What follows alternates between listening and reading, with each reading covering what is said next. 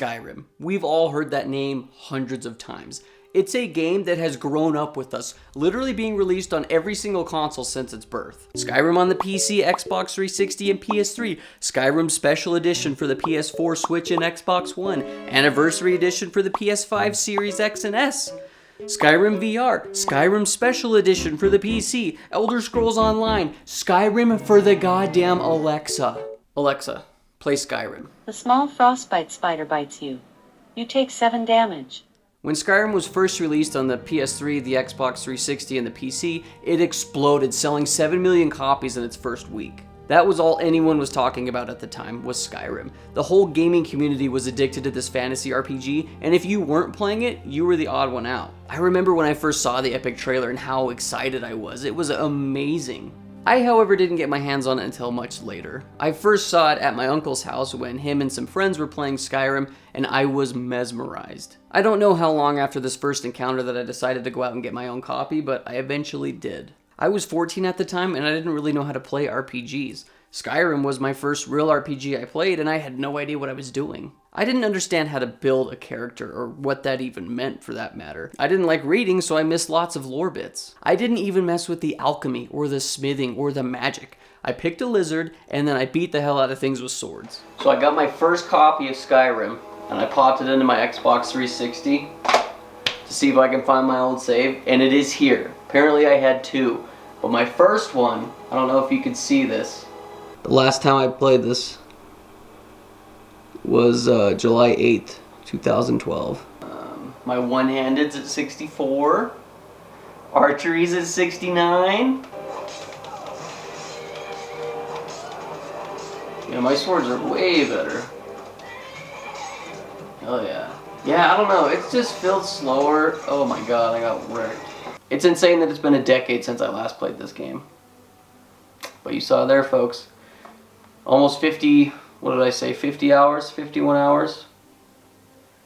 Now playing the game many years later in my mid-20s with a deeper appreciation of video games as a whole, I loved Skyrim that much more and was that much more addicted to it. Even with all that being said, I still loved Skyrim as a kid. I mean, fantasy is probably my favorite genre of all time, and I love video games. I remember going over to my uncle's house on the weekends sometimes, and me and some friends, along with him, set up 3 Xbox 360s, and we were all playing Skyrim together. It was such a fun experience. Even though we were playing a single-player game, we were all playing in the same room, helping each other solve quests and get past certain aspects of the game. Skyrim really is an incredible game and has rightfully earned it, staying relevant an entire decade later. It had sold 30 million copies by 2016 and has become one of the most accessible games out there for anyone to play. Skyrim has won so many awards and still being regarded as probably the best fantasy RPG of all time and is one of the greatest video games of all time. You can still see Skyrim's influence on gaming today. If you play video games, you've heard of Skyrim, and I'm willing to bet that you've played it at least once. And if you haven't, hopefully this video will convince you to give Skyrim a shot. So without further ado, let's dive in to see why Skyrim is so addicting.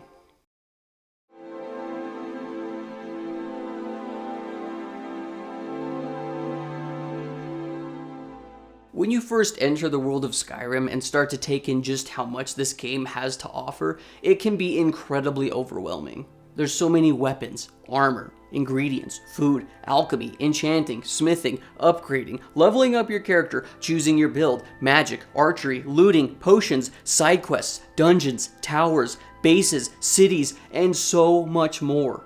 Yes, there is so much to do here in Skyrim, but don't worry, you are not required to do all of it. As a matter of fact, you can do very little of it. That's solely because this game is brilliantly crafted and caters to the player. Deciding what character to build for any RPG is such a daunting task because you don't know which type of build you're gonna like or which one is the best for the game. Making that decision most of the time locks you in for that character build for your entirety of the playthrough. If you pick a mage but then 10 hours into the game you find a bitchin' sword you want to use, you're kinda out of luck because you've already put points towards becoming a mage. Granted, some RPGs allow you to respec your character eventually, but the point still stands. Skyrim's progression system is way different than typical RPGs.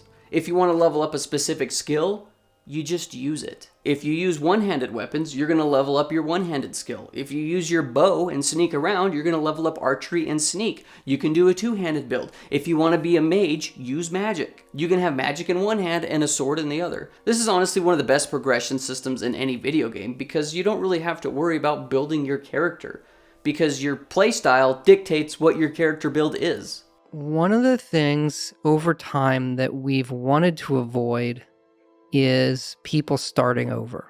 What game players want to is I'll play it and then I'll make a new character. But sometimes they do that because they realize they made the wrong type of character. And as a designer, you don't want that to happen. We moved those choices into the gameplay so that you don't, make this character in the beginning and then 8 hours later realize you make a horrible mistake.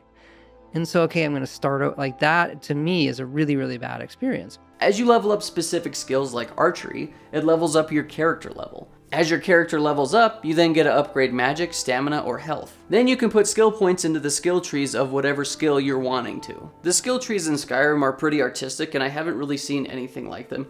Granted, I don't play a lot of big RPGs like this one, but I still thought it was pretty neat. That being said, they traded art style for functionality, because most of the time when you're trying to navigate to a specific skill on the skill tree, you're gonna have to move your cursor 3 or 4 times. It's not that big of a deal, but it's still annoying. Now here's the really cool part about the progression system, which allows you to keep playing the game how you've been the entire time. So these skill levels that we talked about, like archery or sneak or magic or whatever, they cap out at 100.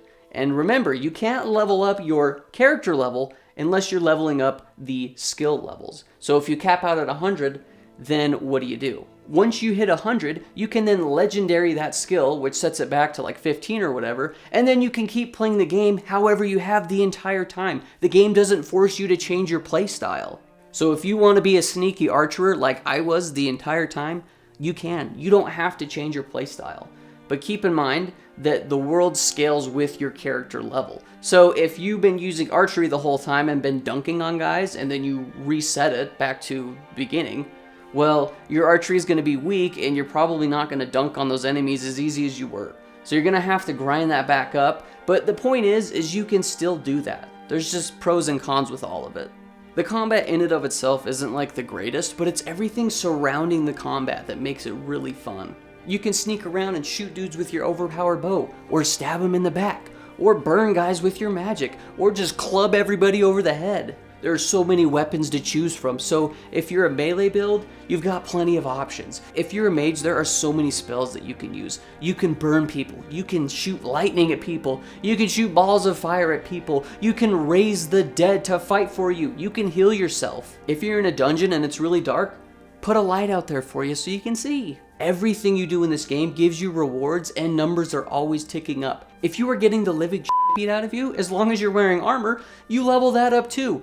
Literally sucking ass at the game levels you up. You can sneak around and pickpocket people, which levels up your sneak and your pickpocket. Then you can go sell those stolen goods to a merchant and level up your speed skill and get money. Do you see how this all works? Once again, as you level up skills, your main character level goes up. You level up, you buy health, stamina, or magic, then you can put a perk point into the skill tree. If you see a perk in the skill tree that you want to unlock, but your skill level isn't there yet, then you gotta go grind that one up, and it's just fun. All of the gameplay just loops so well, and it's so addicting. It's just, beautiful. You can make armor, level up weapons, read books. It all adds up to your character level. The cherry on top is if you ever want to switch your build at any point in time, you can. It might be a little bit difficult because the world scales with your character level, but the point is you can. You can literally play this game however you want. There are so many ways to exploit this game as well, so you can level up specific skills really fast. My friend Brigham showed me a really cool one. 47, I would say, just because you are higher level. Yep. Like the world scales with my level. 92 again? Yeah. 1, So 2, you're probably leveled up a few times. 3, 4. It's kind of cheating, but it's in the game.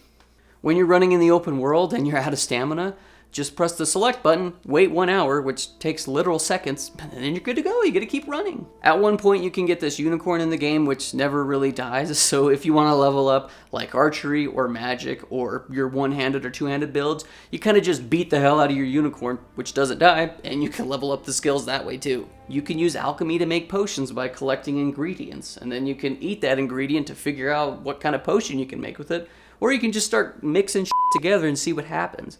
Oh, you don't want to use alchemy? You don't have to, as long as you're a good looter, because there are potions riddled throughout everywhere that you go. There's so much to collect. There's so much to loot. It's just great.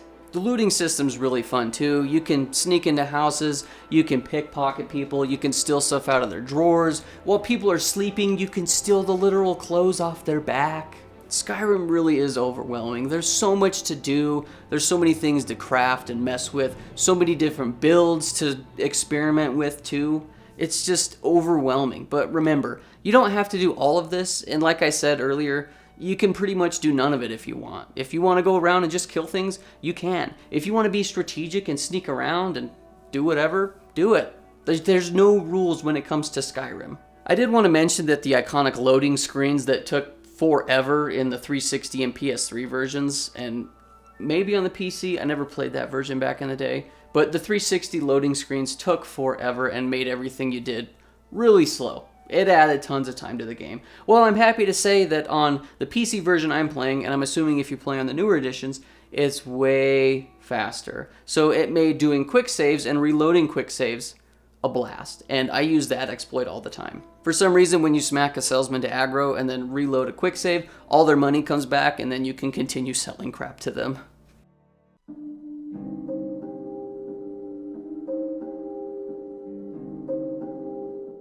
The other thing that makes Skyrim so great is its world. It is so immersive and detailed. When you enter towns, you see people living in those towns. They give you quests, you can talk to them, or you can just steal stuff from them. You enter houses and you see details with crap literally everywhere. I remember I walked into this one house and I saw this deer mount on top, and I thought, wow, somebody must have shot that deer. And then I started to notice all the small details. Books on shelves, candlesticks next to the bedside, clothes next to the bed or underneath the bed, food on the table, books everywhere, just little knickknacks, and the world is just, it feels lived in. It feels like more of a simulation than a video game, honestly. Sometimes I'd walk into houses and I'd see NPCs sleeping. Then I would naturally steal everything that they have. Like I previously mentioned, the NPCs are very reactive, especially the guards. You'll talk to some people and they will comment on your race. I was a cat person, so most of the time I would see somebody, they would say, "Hey, watch it, buddy. We know your type," always sneaking around. Their assumption of me was correct, and then to prove their point, I would steal whatever they had on their person. The world feels lived in, and like I previously mentioned, it feels more like a simulation than a scripted experience. I walked into a building and I saw two people just beating the living shit out of each other. Granted, I think this specific instance was scripted, but I saw this several times throughout. There were times I would walk out of buildings and there's just a freaking dragon flying over, killing all the townspeople, and I'd have to fight it. Or one time I walked into the Thieves Guild and then I just got jumped by a bunch of bandits for no reason.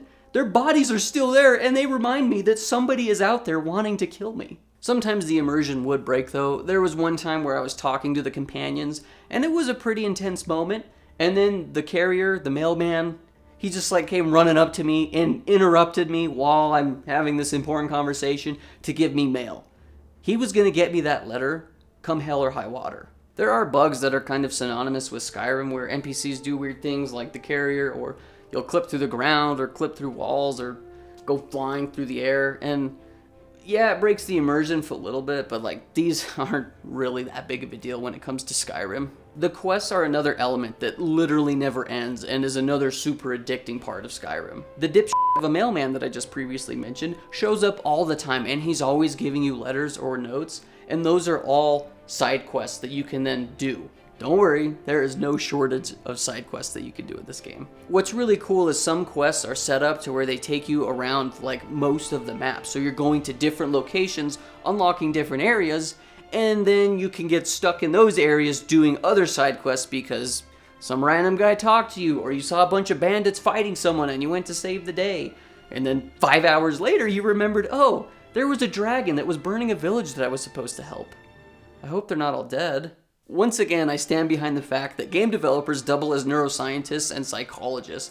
They know exactly how to build a game to keep players always coming back or never putting down the controller in the first place. Skyrim has its never-ending questing, but it also has its open world. The open world is set up so that when you're going to a specific location to complete a quest, you see on top of your compass 5 other icons that pop up, and you think, oh, well, that one's really close, let me just go clear this bandit cave, or do this tower, or do this dungeon, and it just never ends. And the best part about all these icons is they all become fast travel points. So the more you explore the map, the faster you can travel when you start doing lots of other quests. The map of Skyrim is actually probably one of my favorites in video games. It's very simple, yet very artistic. It's like a 3D map of the area you're traversing, so you can look around mountains and see what like the best angle would be to take and climb up it. All the discovered locations will be marked complete when you complete them for side quests or when you find the specific item, spell, or dragon shout found within. The only part about the map really that I disliked was the fact that I couldn't rotate around.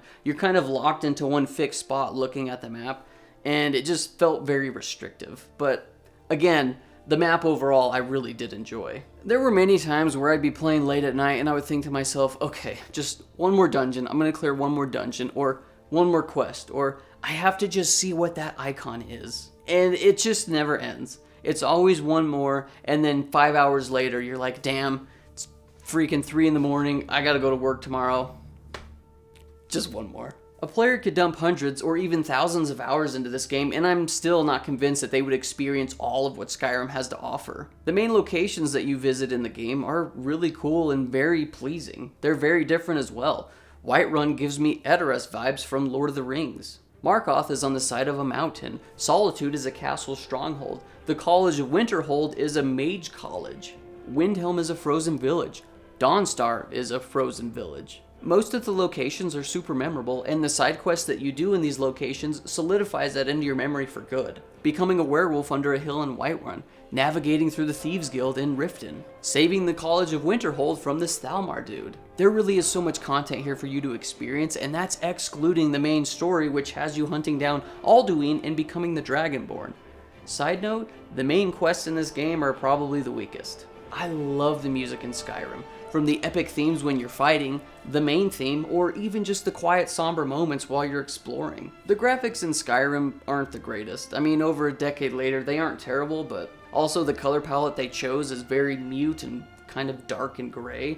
But that being said, that brings us into the last thing I wanted to talk about, which kind of fixes all of that.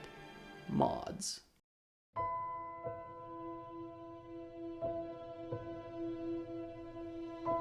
As if Skyrim wasn't already addicting as is, you can then add mods which completely change everybody's experience and essentially the game. You could be playing a completely different game with all the mods you could add. Do you want hobbits from Lord of the Rings? Boom, we got it. You want all the female characters to be hotter? Boom, we got that. You want Thomas to train dragons? Boom, we got that. You can customize basically anything in Skyrim, from the NPCs, to the weapons, to the dragons, to the locations. You can change the sounds of the shouts. You can use lightsabers. You can get guns.